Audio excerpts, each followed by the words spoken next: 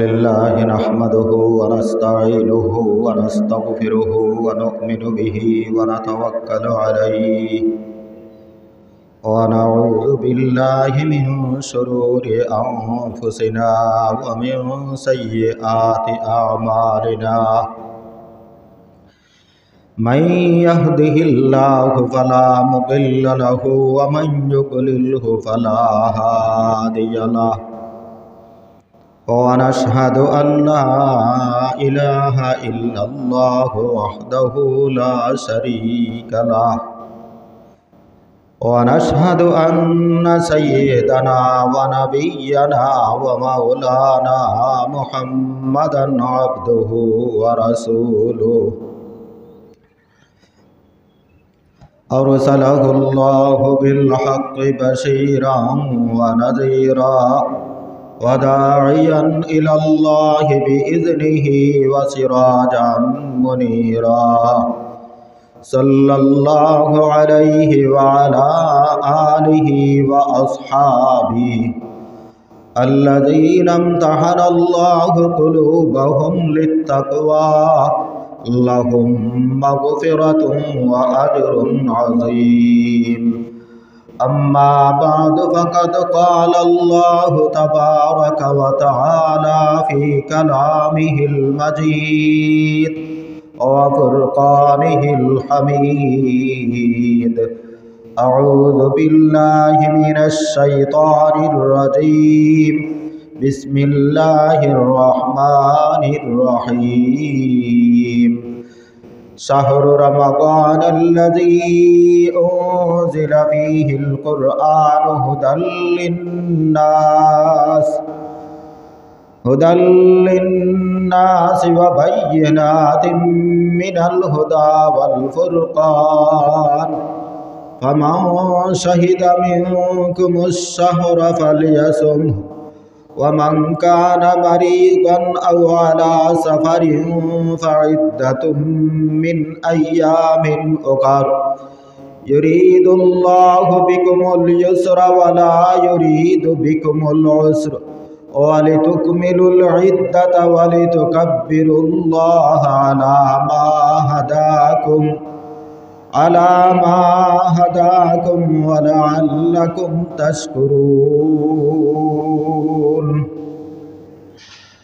وعن سلمان الفارسي رضي الله تعالى عنه قال خطبنا رسول الله صلى الله عليه وسلم في آخر يوم من شعبان فقال يا أيها الناس قد أضلكم شهر عظيم شهر مبارك شهر فيه ليلة خير من ألف شهر شهر جعل الله صيامه فريضة وقيام ليله تطوعا من تقرب فيه بخصلة من الخير كان كمن أدى فريضة فيما سواه ومن أدى فريضة فيه كان كمن أدى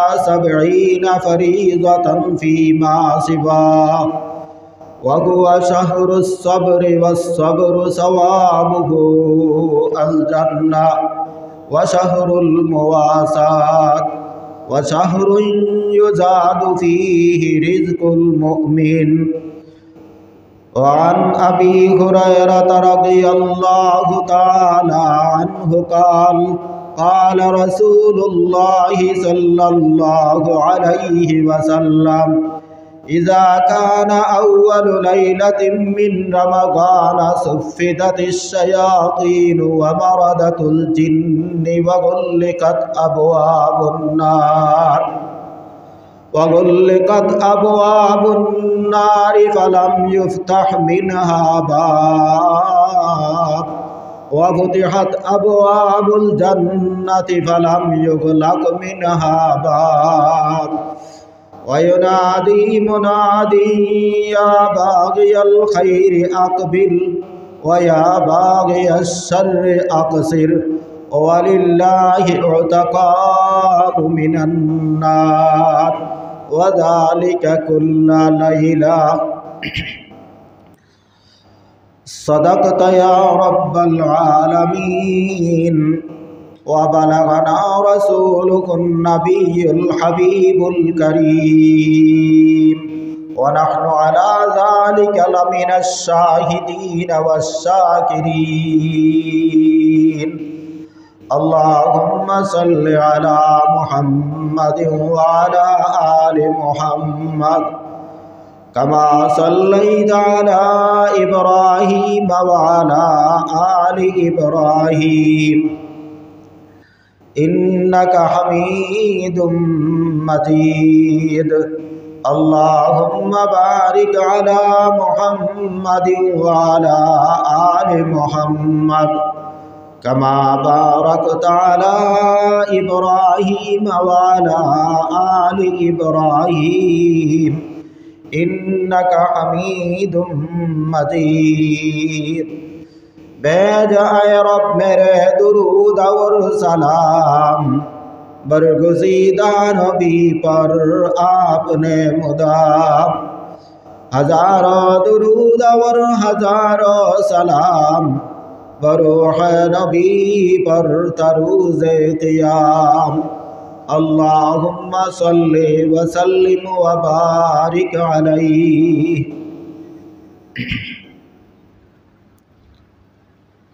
मुअज़्ज़ज़ हाज़िरीन, आमार प्राणप्रिय दिन दरदी नौजवान युवक भाइरा, सर्वस्तरेर मुसल्लियाने आज़ाम,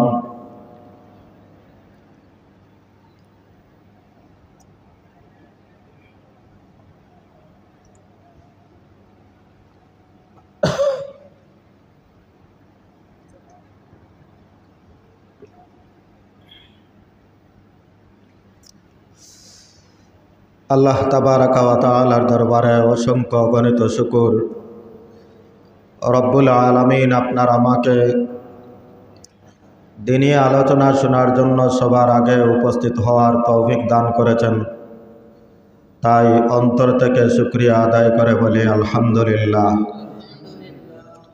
হাজিরিনে কেরাম, সামনে রমজানুল মুবারক বরকতওয়ালা মাস। এই মাসটা আমরা কিভাবে অতিবাহিত করব সে সম্পর্কে আমরা আগ থেকে একটু সতর্ক সচেতন হলে সময় মতো সেই মাসটিকে আল্লাহর ইবাদতের মধ্য দিয়ে কাটানো সম্ভব হবে। এই জন্য আমি রমজান মাসের ফজিলত আলোচনা করার জন্য, রমজান মাসের মর্যাদা আলোচনা করার জন্য সূরা বাকারার 185তম আয়াত আপনাদের সামনে তেলাওয়াত করেছি এবং রাসূল করিম সাল্লাল্লাহু আলাইহি ওয়াসাল্লাম থেকে বর্ণিত বাইহাকি শরীফের একখানা হাদিসও পাঠ করেছি। তিরমিজি শরীফ থেকে বর্ণিত হযরতে আবু হুরায়রা রাদিয়াল্লাহু তাআলা আনহু সূত্রে একখানা হাদিসও আপনাদের সামনে পাঠ করেছি। এই দুটি হাদিস এবং কোরআনে কারীমের একটি আয়াতের মাধ্যমে শুধুমাত্র রমজান মাসের ফজিলত সম্পর্কে আমরা একটু অবগত হওয়ার চেষ্টা করব। ইসলামী আইনবিদ, ফুকাহায়ে কেরাম, উলামায়ে কেরাম রমজানুল মুবারকের যথেষ্ট ফজিলত বর্ণনা করেছেন। এই ফজিলতগুলির মধ্য থেকে, মর্যাদাগুলির মধ্য থেকে আমি আপনাদের সামনে মৌলিক 15টি ফজিলতের কথা আলোচনা করব। অসংখ্য অগণিত ফজিলত এবং মর্যাদা রয়েছে, কিন্তু সংক্ষিপ্তভাবে গুরুত্বপূর্ণ 15টি মর্যাদার কথা আপনাদের সামনে তুলে ধরার চেষ্টা করব ইনশাআল্লাহ। সর্বপ্রথম 1 নম্বরে যে মর্যাদা, সেই মর্যাদাটা হলো যে এই মাসের মধ্যে আল্লাহ পাক রব্বুল আলামিন কোরআন নাজিল করেছেন।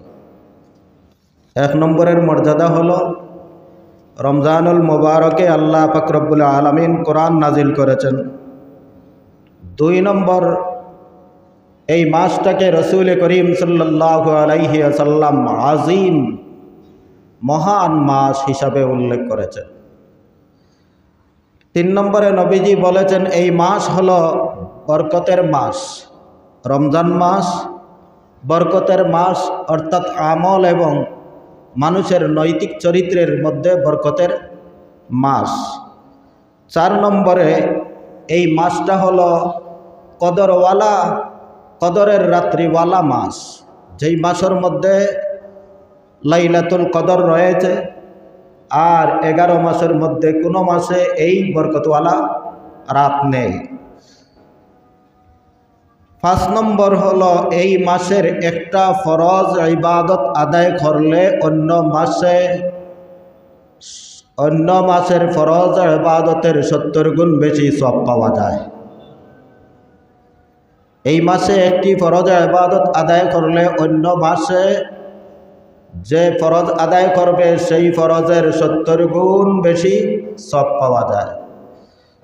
6 নম্বরে এই মাসে একটা নফল ইবাদত করলে অন্য মাসে একটা ফরজ ইবাদতের সমান সওয়াব পাওয়া যায়।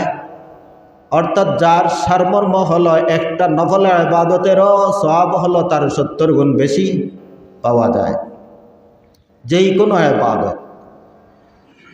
7 নম্বর, এই মাস হলো সবরের মাস, ধৈর্যের মাস। আর সবর এবং ধৈর্যের প্রতিদান একমাত্র আল্লাহর দেওয়া জান্নাত। সুবহানাল্লাহ।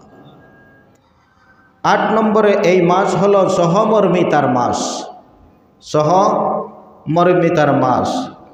9 নম্বর, এই মাস রিজেকের মধ্যে বরকতের মাস, রিজেক রুজির মধ্যে বরকতের মাস। 10 নম্বরে এই মাসের বরকতের কারণে আল্লাহ পাক রব্বুল আলামিন এই মাসের মধ্যে শয়তানকে বন্দী করে দেন, সাথে সাথে দুষ্টমতি জিন্নাতগুলিকেও শৃঙ্খলাবদ্ধ করে নেন। 11 নম্বর, এই মাসের মধ্যে জাহান্নামের দরজা বন্ধ থাকে, সারাটা মাস জাহান্নামের দরজা বন্ধ থাকে, আর খোলা হয় না।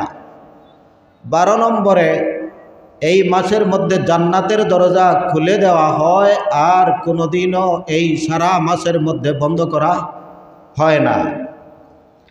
13 নম্বরে এই মাসের মধ্যে আল্লাহর পক্ষ থেকে অতিরিক্ত ফেরেশতার মাধ্যমে নেক কাজের প্রতি আহ্বান করা হয়, উৎসাহ প্রদান করা হয়।